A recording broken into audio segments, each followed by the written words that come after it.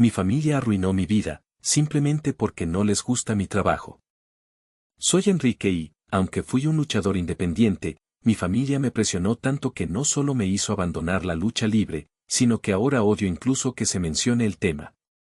Fui luchador en una promoción local de lucha libre, pero hace 2 años viví un momento que mi familia no ha dejado de restregarme en cada reunión, hasta el punto de que ahora no solo abandoné la lucha libre, sino que no quiero saber nada de ella. Se dice que la familia apoya los sueños, pero ¿qué pasa cuando te recuerdan constantemente un incidente específico hasta que lo mandas todo al diablo, solo para que te dejen en paz? Desde los 12 años, la lucha libre me apasionó. Al principio, me atraían las historias, los movimientos espectaculares y la emoción de lo impredecible. A medida que crecí, comprendí la dificultad del mundo de la lucha libre fuera del ring.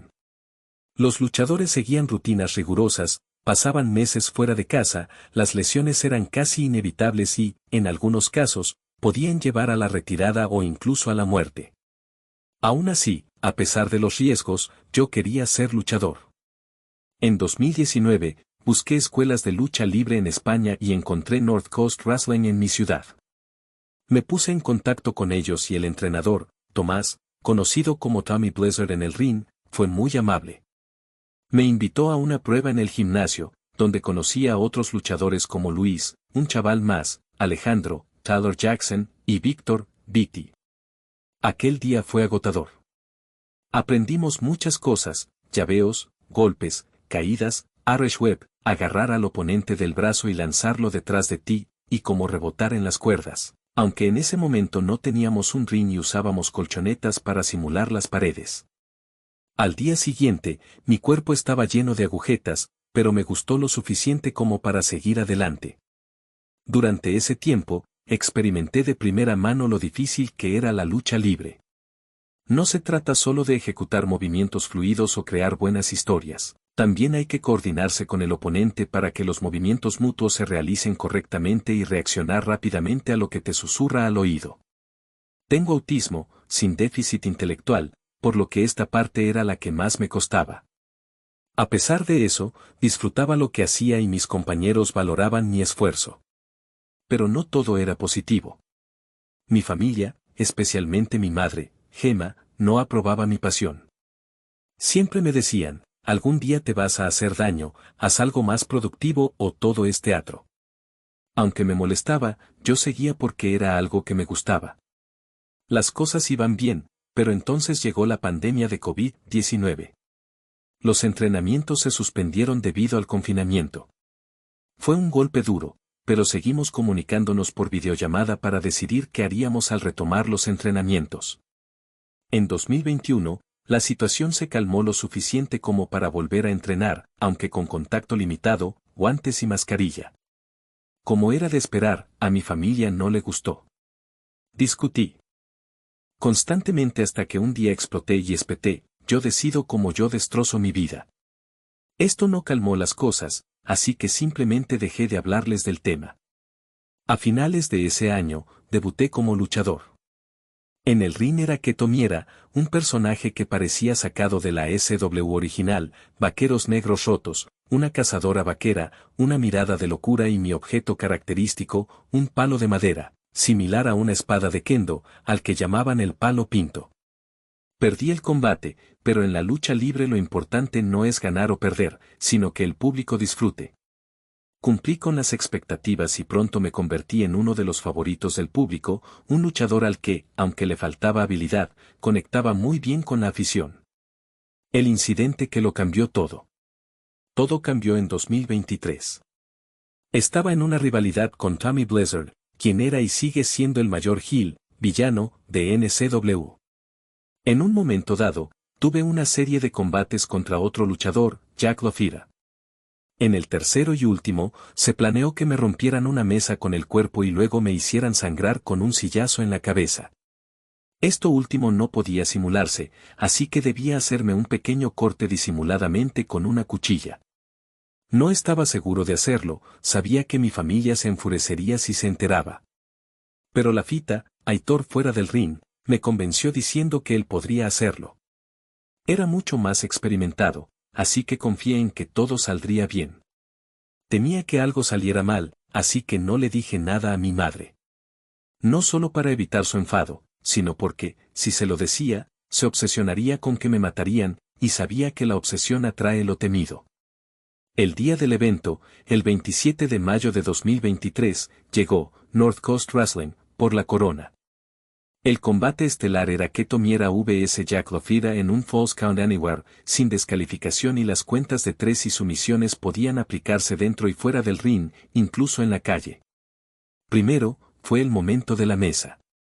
Estaba planeado que Jack me amarrara a una mesa que yo mismo había montado, para que él la rompiera con su cuerpo, pero me la devolvió y saltó con el codo desde el primer piso hasta el pavimento. Cayó sobre mí desde una altura de 3 metros, rompiendo la mesa y dejando al público eufórico. Cuando caímos al suelo, pensé, vaya, no fue para tanto. Y era verdad. Para el público parecía dolorido, pero en realidad estaba ileso. La cuenta llegó a 2. Después, vino el sillazo. Jack Lafita me agarró en un headlock y, mientras me arrastraba de vuelta al ring, sacó la cuchilla. No me cortes demasiado, le susurré. Tú tranquilo, respondió. Noté el corte en mi frente, y rápidamente Lafita cogió una silla y me golpeó en la cabeza. Sentí la sangre correr por mi frente. No nos dimos cuenta hasta después del combate de que el corte era de 4 centímetros, mucho más de lo planeado. Continuamos como estaba previsto, luchando durante 3 minutos más hasta que logré ganar con mi finisher, una llave de rendición. La rea. La reacción familiar y el declive. Después del combate, el personal en backstage corrió a tratar mi herida, que sangraba mucho. Aitor, aturdido al ver qué se había pasado con el corte, no dejó de disculparse mientras ayudaba a detener la hemorragia. Nunca estuve en peligro de muerte, pero sí perdí tanta sangre que pude haberme desmayado si no hubiera reposado hasta que estabilizaron la herida. Una hora después, con el evento terminado, llamé a mi madre y le conté lo sucedido. Apenas me escuchó, gritó, ¿pero cómo se te ocurre hacer eso? ¿Por qué no me dijiste nada? Pudiste haberte matado. Intenté explicarle, pero ella estaba tan obsesionada con que me había cortado en la cabeza que ni siquiera quiso escucharme cuando le dije que la pasarían con Aitor.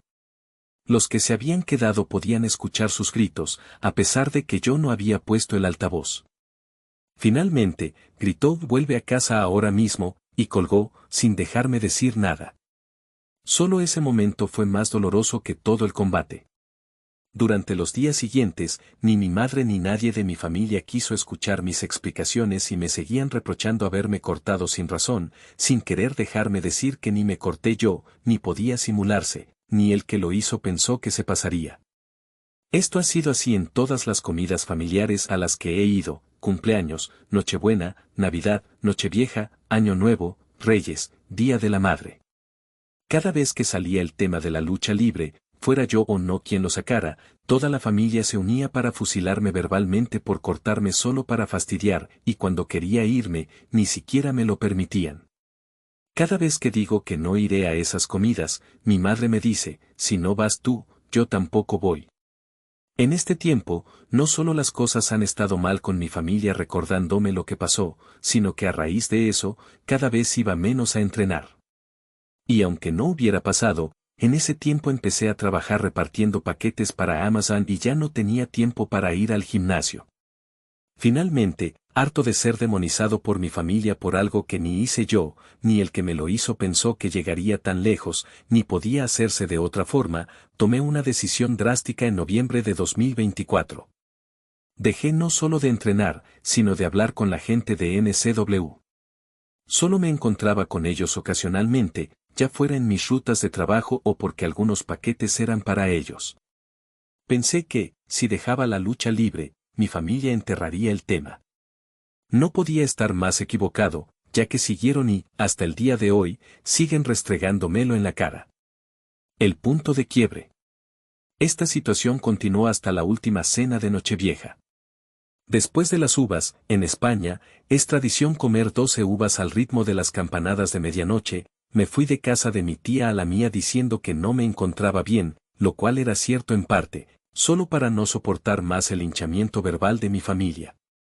Mi aspecto indicaba claramente que no estaba bien, así que mis primos me llevaron a casa en su coche.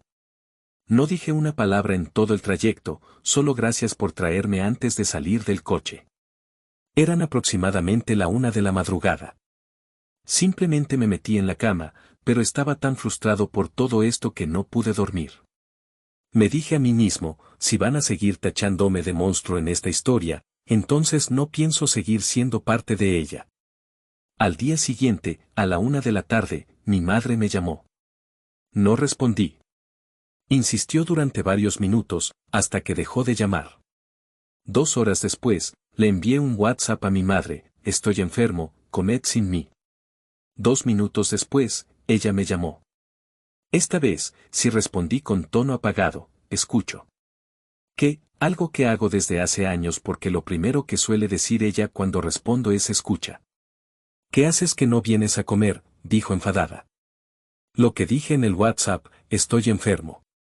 Ven ahora mismo. Te estamos esperando. Noté que se me hinchaban las venas del cuello. No me esperaban para comer. Me esperaban para seguir fusilándome por algo que había pasado hacía año y medio, que no hice yo, que el que me lo hizo se dio cuenta rápidamente de que se le fue la mano y que no podía hacerse de otra manera. Pero ya había tenido suficiente. Ya había escuchado suficiente. Ya había tolerado suficiente. Ya había respetado suficiente. Y ya había soportado suficiente no ser ni escuchado, ni tolerado, ni respetado. La noche anterior sería la última reunión familiar a la que iría. Simplemente dije, estoy enfermo, dejadme descansar y colgué. Apagué el móvil para no recibir más llamadas. Volví a acostarme, intentando recuperar una noche de sueño perdida. Obviamente, mi familia se molestó porque no fui a la comida de Año Nuevo. El día de Reyes fueron a mi casa, me recriminaron por eso y, por supuesto, siguieron restregándome por la cara lo que pasó en mayo de 2023. Finalmente, exploté. Di un golpe a la pared y grité a pleno pulmón, basta ya. El día de Año Nuevo estaba enfermo, y ahora y desde 2023 estoy harto de que sigáis con el mismo tema. Ya habéis conseguido que deje eso. ¿Qué más queréis? Se quedaron en silencio. Se miraron entre ellos. No esperaban esa reacción, a pesar de que ellos me habían llevado hasta ese punto. Yo derramaba lágrimas de rabia, de frustración, de impotencia. Les dije que ya no sabía qué hacer para que me dejaran en paz por algo que me había hartado de intentar explicarles, solo para ver cómo se negaban a escuchar una sola palabra mía. Cogí el abrigo, me lo puse y dije, me voy a llorar al parque. Efectivamente, fui a un parque. Lloré.